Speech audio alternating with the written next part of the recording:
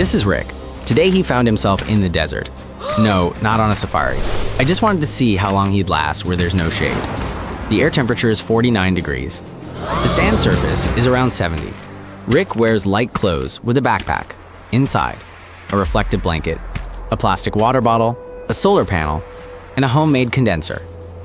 Rick plans to get moisture from the air if temperature and humidity cooperate. But the air here is dry as dust. Rick's task is to last all day. Within 10 minutes, his shoulders felt hot. His hair was soaked with sweat, which evaporated instantly. Rick walked slowly, trying not to strain his body. He couldn't find any shade. The sand reflected heat from below. Rick took out a silver reflector, spreading it above him like an awning. The temperature under it was slightly lower, but the air remained hot. Rick set up a solar panel and connected the condenser. It hummed and began drawing in air. If conditions allowed, the first drops of water would appear. His tongue grew rough. His mucous membranes dried. Rick drank his water in 30 minutes. He just couldn't resist. His body began to conserve. Less saliva and less urine. Rick digs a hollow with his feet. It helps reduce heat in the sun. Below the sand layer, the temperature drops. Rick lies in the hollow and covers himself. It's still hot, but the sun's heat is gentler.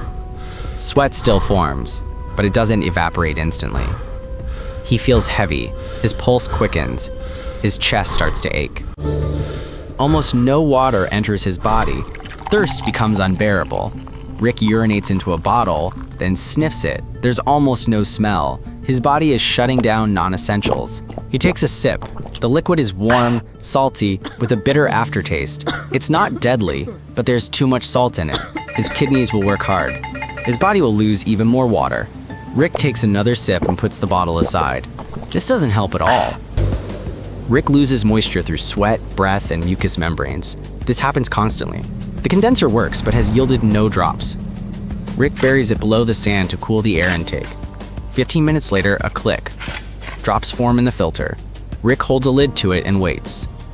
A minute later, a thin film of water forms. Rick licks it clean.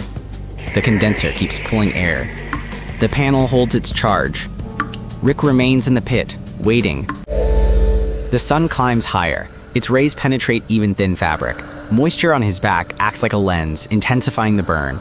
His shoulders redden, his armpits burn. Rick pulls a cover over his clothes, but the fabric is already scorching hot. His clothes stick to his skin. Every movement causes pain. The air is still. Sweat does not emerge. His skin tries to protect itself, but there is too much heat. Every touch stings his skin. Rick presses his palms to his chest, finding comfort only that way. He begins to shiver. This is a paradoxical reaction of an overheated body.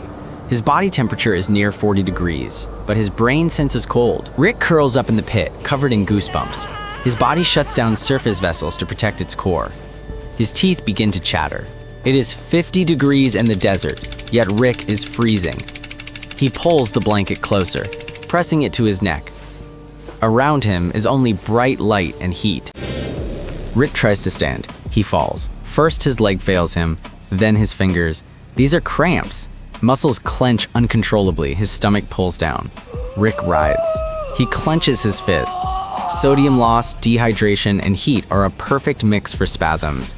He massages his leg, and he just lies there. He hopes it will pass. Every minute feels like an hour. Moving becomes harder. Rick stands and walks, hoping for something useful ahead. A minute later, he notices his own footprints. The sand is uniform, there are no landmarks, and Rick is walking in circles. He draws an arrow in the sand, walks on, and returns to it. Panic grows, Rick breathes faster, and his head is buzzing. Thoughts blur, and time becomes harder to track. He sits down, closes his eyes, and dreams of home. Rick stumbles upon a huge rock. That's something. He lies down beside it to cool off, but the surface is scorching hot. Rick hugs the shady side. It isn't cold, but at least it doesn't burn. The stone is calming. Rick becomes still and breathes evenly. He presses his cheek and chapped lips against the stone. His tongue is badly swollen. Rick is breathing loudly and quickly. His brain lacks oxygen despite the rapid breathing. Slight dizziness turns into a throbbing pain. Rick sinks back onto the sand. The condenser is nearby. A few drops have collected there. He drinks carefully and swallows slowly. It looks like he will make it today. Support him by subscribing to the channel. Bye.